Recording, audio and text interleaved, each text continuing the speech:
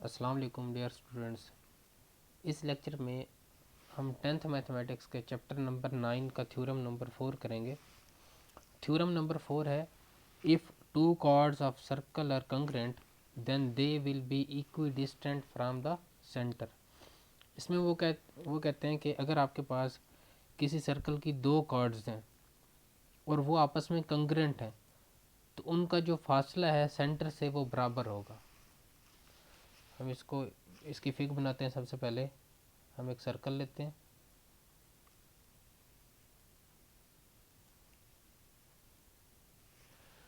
करो, ये हमारे पास एक सर्कल है, ये इसका सेंटर है। हम दो कार्ड्स लेते हैं। फॉर एग्जांपल हमारे पास एक कार्ड ए बी है, इसे ए का नाम दे दें, इसे बी का नाम दे दें। और दूसरी कार्ड आपके पास फॉर एग्जांपल सी डी है, इसे सी का नाम दे देते हैं और इसे डी का नाम। और ये इस पर परपेंडिकुलर डिस्टेंस है सेंटर से यहाँ तक, और इस पर ये परपेंडिकुलर डिस्टेंस है सेंटर से इस कॉर्ड सी डी तक। इस पॉइंट को हम ओ का नाम दे देंगे, सेंटर को। तो हमने जो प्रूव करना है, हमने ये प्रूव करना है कि ये कॉर्ड्स जो हैं वो सेंटर से बराबर फासले पर हैं। यहाँ से लेकर जहाँ तक और यहाँ से लेकर यहाँ तक फासला इक्वल है। इस पॉइंट को हम एच का नाम दे देते हैं और इस पॉइंट को हम के का नाम दे देते हैं। ठीक है, ये भी 90 का एंगल है और ये भी 90 का एंगल है। ये दोनों कंग्रेंट कार्ड्स हैं। जब दोनों कंग्रेंट कार्ड्स हैं तो हमने ये प्रूव करना है यहाँ से ओ से के तक का डिस्टेंस और ओ से एच तक का डिस्टेंस ये आपस में इक्वल है। तो सबसे पहले हम लिखते हैं गिवन, कि हमें गिवन क्या है। गिवन हमें है A B and C D are two equal chords. A B and C D ये दोनों इक्वल कार्ड्स हैं of a circle with centre at O. एक ऐसे सर्कल के इक्वल कार्ड्स हैं जिसका सेंटर ओ है। So that O H perpendicular to A B and O K perpendicular to C D. इस तरह से है कि ओ एच ए बी पर परपेंडिकुलर है और ओ के सी डी पर परपेंडिकुलर है।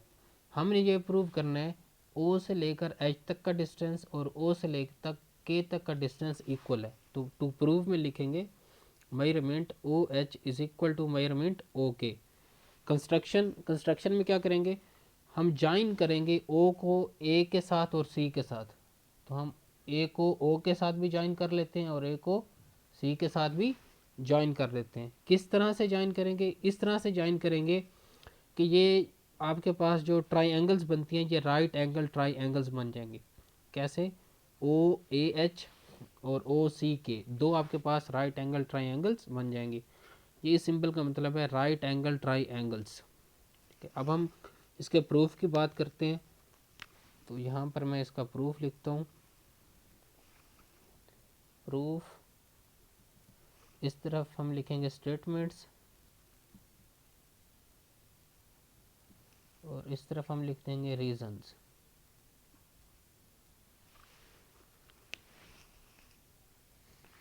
तो सबसे पहले आप देखें कि ओ एच ए बी को इंटरसेक्ट कर रहा है, इसको बाइसेक्ट कर रहा है।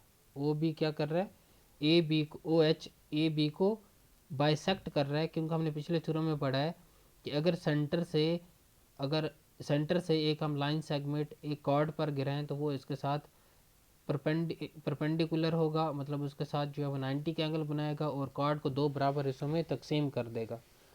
तो यहाँ पर मैं लिखूँगा कि O H bisects A B, chord A B किस तरह से, such that is measurement A H is equal to half measurement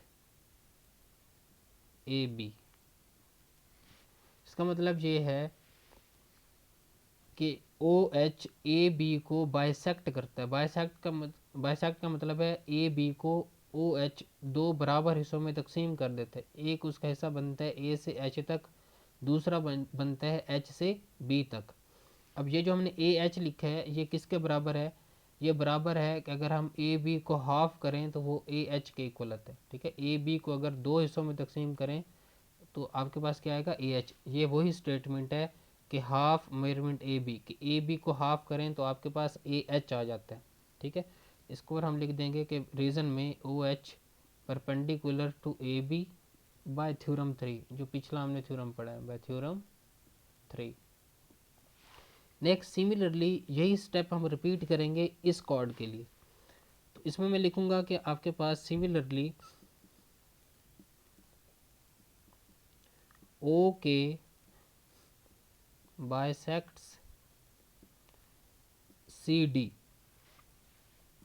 किस तरह से? ये भी वैसे ही कि सी के किसके इक्वल होगा, measurement C K is equal to half measurement C D. किस तरह से बाइसेक्ट करता है कि अगर हम सी के किसके इक्वल होगा, अगर हम सी डी को हाफ करें तो वो सी के इक्वल आ जाएगा। इसकी भी वही रीज़न है, इसमें हम लिखेंगे ओ K perpendicular to C D, क्योंकि इसमें ओ के जो है वो सी डी पर परपेंडिकुलर है, बाय थ्योरम 3।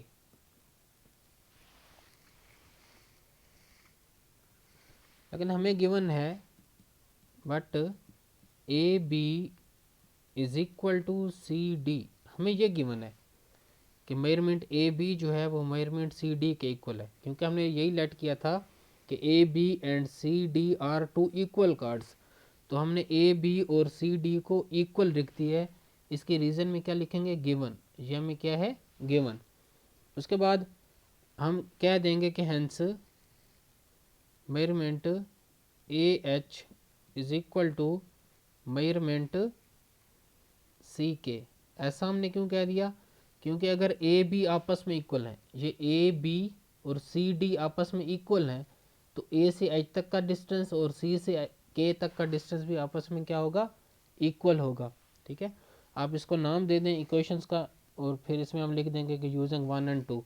इसे आप इक्वेशन नंबर फर्स्ट का नाम दे दें और सी डी वाली को आप सेकंड का नाम दे दें, और इसके रीज़न में लिख लें using first second and third, और ये जो इक्वेशन आपने बनाई है इसे थर्ड का नाम दे दें। ठीक है, ये आपके पास जो है वो एक आपके पास मतलब प्रूव होगी, दो साइडें, तीन साइडें प्रूव होगी, इक्वल होगी। तो अब हम देखेंगे हेंस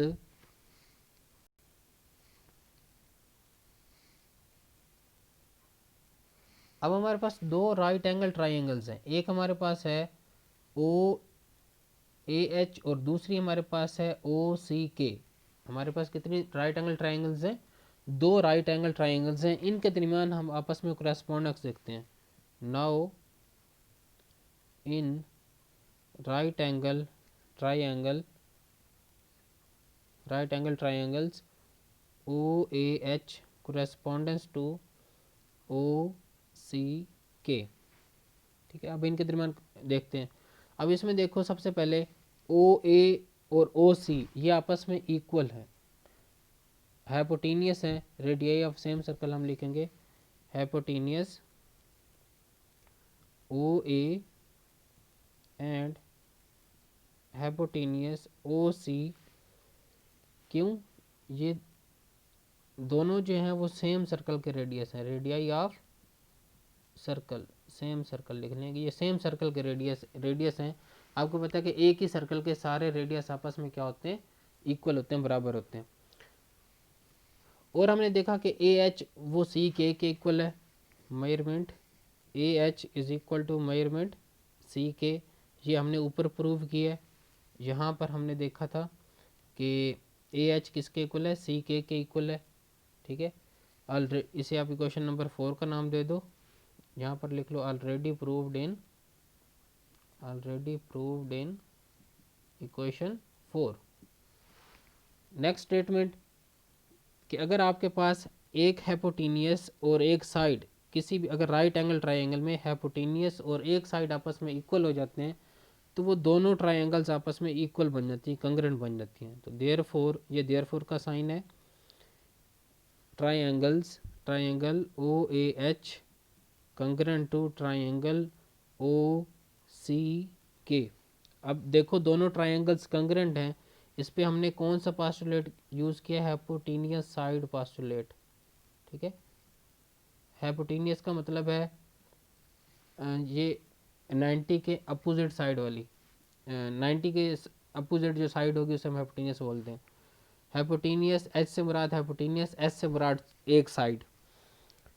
अब दोनों ट्रायंगल्स आपस में कंग्रेंट हैं तो इसका मतलब है अब उनकी हर साइड, हर एंगल आपस में कंग्रेंट होगा। इसका मतलब है फिर ओ से ए तक, एच तक का फासला और ओ से के तक का फासला ये भी आपस में क्या होगा, इक्वल होगा। तो हम लिखेंगे 10 which implies measurement O H is equal to measurement O K. यही हमने प्रूव करना था, यही हमारा रिक्वायर्ड था।